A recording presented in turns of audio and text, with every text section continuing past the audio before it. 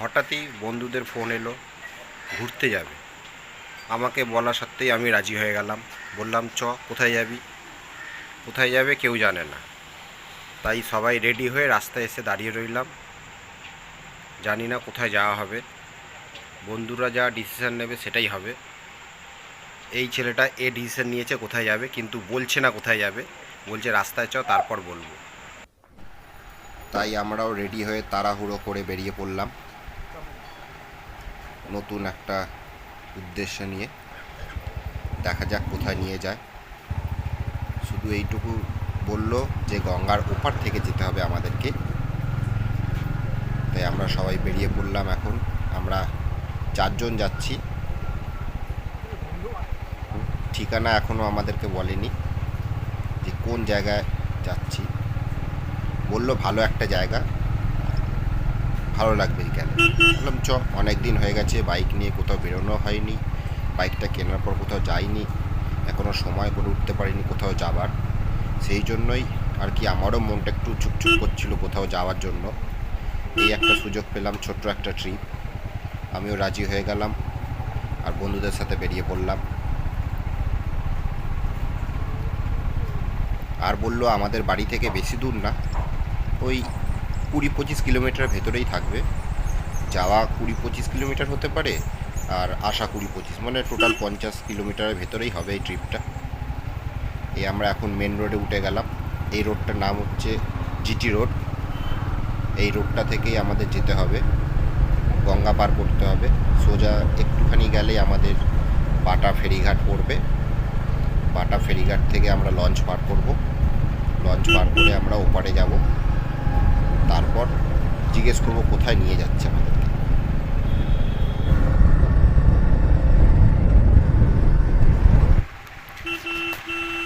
আর আমরা চলে এসেছি বাটা ফেরিঘাট, মানে লঞ্চ ঘাট যেটা। এই লঞ্চ ঘাট থেকেই আমাদেরকে এবার লঞ্চ পার করতে হবে।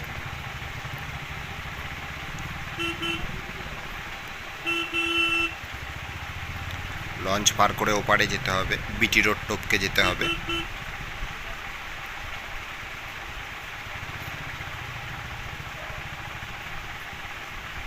আর লঞ্চ পার করতে গেলে বাইকের আলাদা ভাড়া হয় আর মানুষের আলাদা ভাড়া হয়।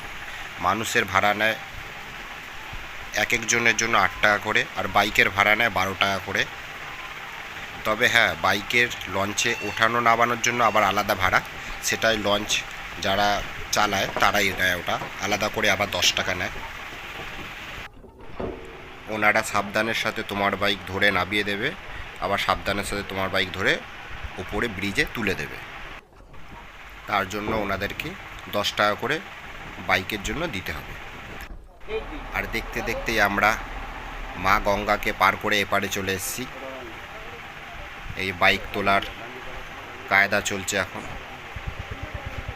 তবে ভারী গাড়ি নিয়ে আসলে খুব একটা কষ্ট হয়, যদিও বা ওনারা 2-3 জন মিলে ঠেলে দেয়। আমরা লঞ্চ ঘাট বের করে বাইরে চলে এসেছি। এবার যাচ্ছি আমরা বিটি রোডের দিকে। এবার ওকে জিজ্ঞেস করে বুঝতে পারলাম কোন জায়গায় যাচ্ছি। আমরা যাচ্ছি বারাসাতের বর্তির বিল। সেটা হচ্ছে বারাসাতের নীলগঞ্জ বলে একটা জায়গা আছে, সেখানেই বর্তির বিলটা আছে। ওখানে নাকি খুব ভালো ভিউ দেখা যায়, বিশেষ করে বর্ষাকালে। ওখানে নৌকা করে চড়া যায়। পার হেড নৌকা কত জানি না, ওখানে গেলেই জানতে পারবো। বেশ ভালো লাগবে নাকি, বিকেলটা ভালোই কাটবে। ওদের কথা মতন তো বেরিয়ে পড়লাম, দেখি গিয়ে ভিউটা কত সুন্দর আছে ওখানকার। আর আমরা চলে এসেছি এখন সিগনালে। এই সিগন্যালটা টপকে ওপার থেকে ওই যে গাড়িটা যাচ্ছে ওই দিকটা যেতে হবে আমাদেরকে। সিগনালে এসেই আমরা প্রথমেই সিগন্যাল পেয়ে গেলাম। সিগন্যাল গ্রিন না হওয়া পর্যন্ত যেতে পারবো না, গ্রিন হয়ে গেছে এবার। এই রাস্তাটা ধরে সোজা যেতে হবে। এদিককার রাস্তা মোটামুটি চিনি, কতটা যেতে হয় তা জানি না, দেখা যাক, ওদের সাথে সাথেই যাই। এই আমাদের পার্টনার আগে বেরিয়ে গেল। আর এখন দুপুরবেলায় তাই এই জায়গাটা খুব ভিড় আছে, জায়গাটা খুব জ্যাম জায়গাটা, কারণ এই জায়গাটা এইখানে টোটো স্ট্যান্ড আছে, একটা টোটো স্ট্যান্ড, তার জন্য আরও বেশি ভিড় হয় জায়গাটায়।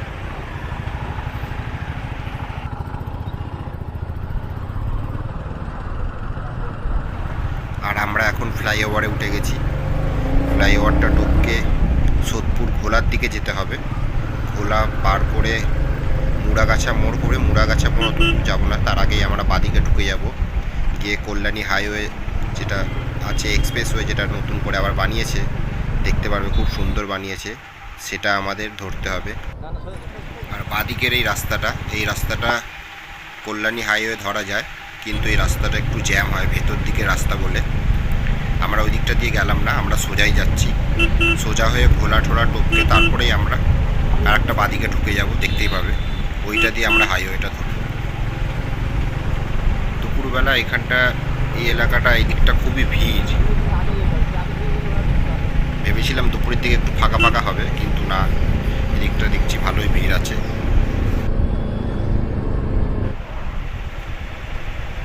আর চলে এসছি এবার আমরা বাদিক টান নেব। বাদিকের এই রাস্তাটা দিয়ে সোজা হবে, একটুখানি গেলেই আমাদের কল্যাণী হাইওয়ে পেয়ে যাব।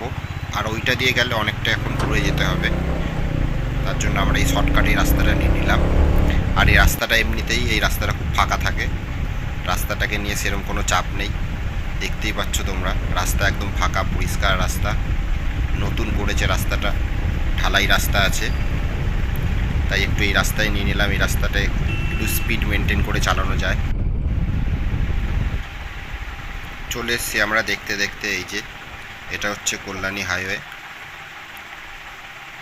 এবার এখান থেকে আমাদের বাদিক নিতে হবে, ডান দিকে চলে গেলে কলকাতা সাইড চলে যাচ্ছে, আর এই দিক সোজা চলে গেলে ব্যারাকপুর সাইড চলে যাচ্ছে।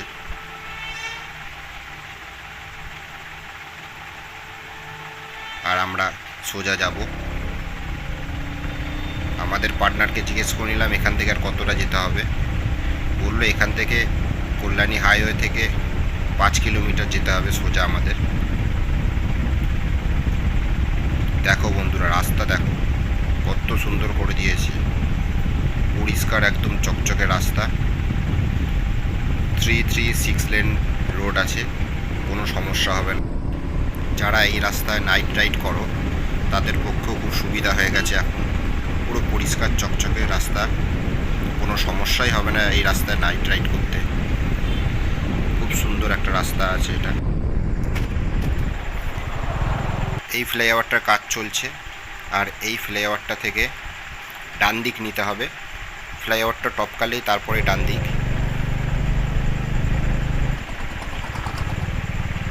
ফ্লাইওভারটা থেকে ডান দিক গেলেই আমাদের একটা গলি পড়বে, সেই গলি থেকে সোজা যেতে হবে।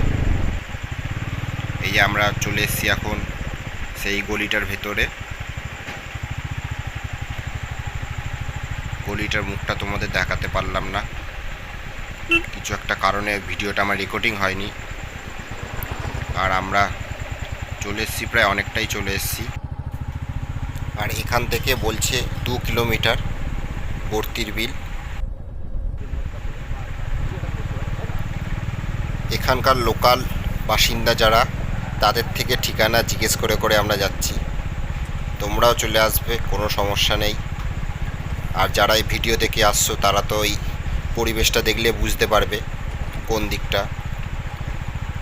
তারপরেও আমি এখানকার একজনের ফোন নাম্বার দিয়ে দেবো, তোমরা তাকে ফোন করে চলে আসতে পারবে, সে প্রপার ঠিকানা দিয়ে দেবে। বা তাকে যদি বলো তোমরা লাইভ লোকেশান পাঠাতে, লোকেশান পাঠিয়ে দেবে তোমাদেরকে, তোমরা লোকেশান দেখে দেখে চলে আসবে। এখানটা চারিদিকে সবুজ আর সবুজ। অ্যাকচুয়ালি এখানটা হচ্ছে চাষবাস হয়, তার জন্য এখানটা এত সবুজ আছে। তবে যারা বর্তির বিলে আসবে তারা কিন্তু বর্ষাকালের পরেই এসো, বর্ষাকালে আগে আসলে মজা পাবে না। আর বর্ষাকাল চলে গেলে শীতকালের দিকে এলেও কিন্তু মজা পাবে না, কারণ তখন জল থাকে না বিলে। আর এইখানকার স্পেশালিটি হচ্ছে বিলে জল থাকলে তখনই তোমার ভালো লাগবে, না হলে তোমার এখানে ভালো লাগবে না।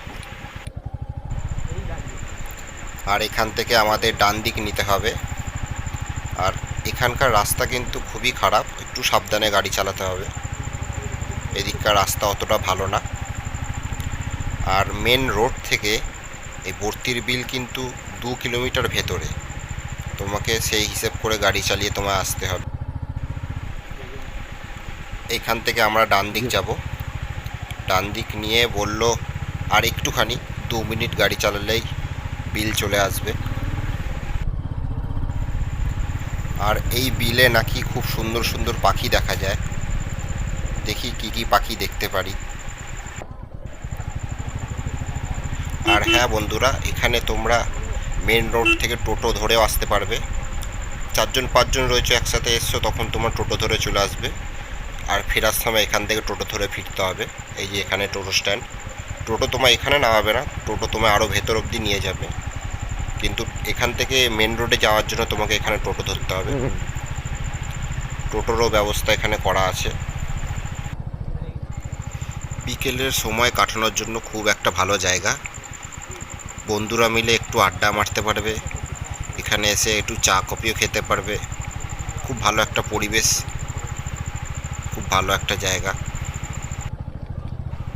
প্রায় আমরা চলেই এসেছি। আর আমরা ঢুকতে না ঢুকতেই আমাদের নৌকার কথা জিজ্ঞেস করে নিল, ওখানে দাঁড়িয়ে ছিল। ওরা বলল যে নৌকা যাবে কি না। আমরা আপাতত না বলেই এগিয়ে যাচ্ছি, পরে চিন্তা ভাবনা করব। তবে এসছি যখন নৌকাতে অবশ্যই চড়ব। আর এরকম লাল মাটি পেলে ভেবে নেবে তোমরা চলে এসছো। আর একটুখানি গেলেই তোমার এখানে ছোট ছোট দোকানগুলো পাবে, আর দোকানগুলোর মধ্যেই তুমি মাঝি পেয়ে যাবে, যারা আর কি তোমাকে নৌকা করে বিলে চড়াবে। এই পাশে একটা দোকান ছিল, এই দোকানটা এখন বন্ধ আছে, একটু পরেই খুলে যাবে। এখানে সারা সকাল থেকে তোমার দুপুর 12টা অবধি তুমি কম দোকান খোলা পাবে, কিন্তু দুপুর 12টার পর থেকে প্রায় দোকানই আশা করি খুলে যায়। আমরা এসেই 2টো দোকান পেয়ে গেছি খোলা, এখানে যদিও বা বেশি দোকান নেই। আর দুধারে তোমরা যেগুলো দেখছো এইগুলো হচ্ছে সব পাট গাছ। পাট গাছ সব বড় হয়ে গেছে, এবার কাটার সময় হয়ে গেছে। আর আমরা পৌঁছে গেছি যেখানে আমাদের আসার কথা ছিল সেইখানে। এই যে সামনে দোকানটা দেখছো, এখানে আমাদের আসার কথা ছিল।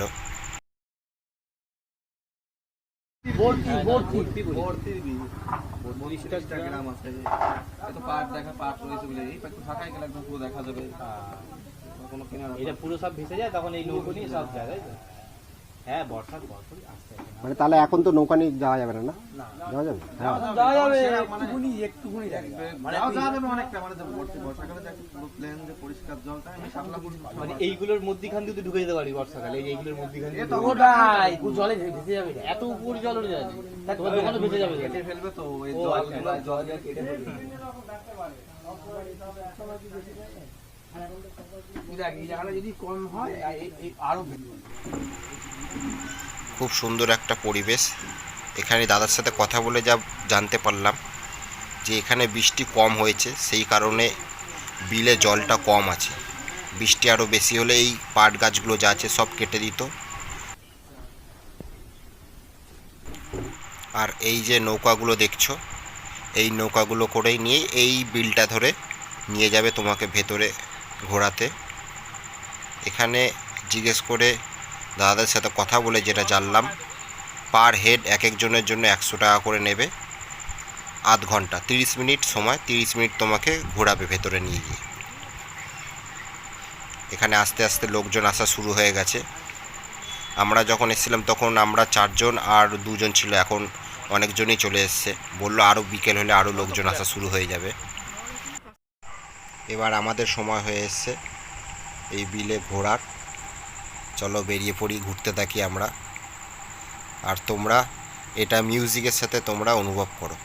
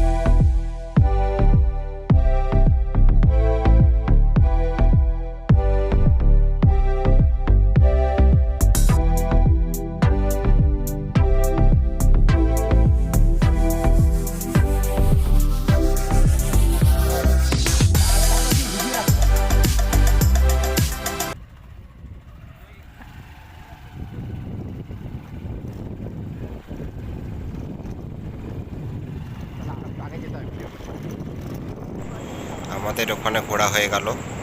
এবার আমরা একটু সোজা ভেতর দিকে যাচ্ছি, দেখতে ভেতর দিকে কি আছে। ভেতর দিকে সেরকম কিছু নেই, ওই বিলটাই ওই দিকটায় আবার গেছে। একটু ঘুরে ঘাড়ে নিলাম, নিয়ে এবার বাড়ি যাওয়ার জন্য সব প্রস্তুতি নিচ্ছি, কারণ অন্ধকারের আগে যেতে হবে। কারণ এখানে অন্ধকার হয়ে গেলে, এখানে ইলেকট্রিসিটি নেই এই জায়গাটায়, খুবই অন্ধকার হয়ে যায়। তার জন্য সবাই মিলে ঠিক করলাম যে একটু ভেতরে ঘুরেই আলো থাকতে থাকতে আমরা এখান থেকে বেরিয়ে যাব।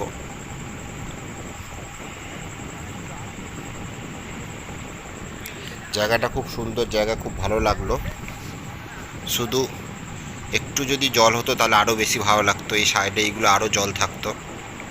এই যে রাস্তাটায় আমরা এখন গাড়ি চালাচ্ছি, এই রাস্তাটা পুরো জল ভর্তি হয়ে যায়। আর ফোন নাম্বারটা যেটা দিয়েছি, সেই ফোন নাম্বারে তোমরা ফোন করে নেবে আসার সময় এই দাদাটার সাথে। ওই দাদাটাই মাঝি, মানে ওই দাদাটাই আমাদের নৌকা করে ঘোরালো।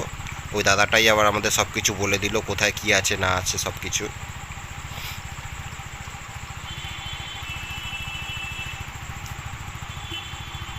খুব ভালো লাগলো জায়গাটা। পরের বছর আর একটু বেশি যদি বৃষ্টি হয় তাহলে পরের বছর আবার অবশ্যই আসবো।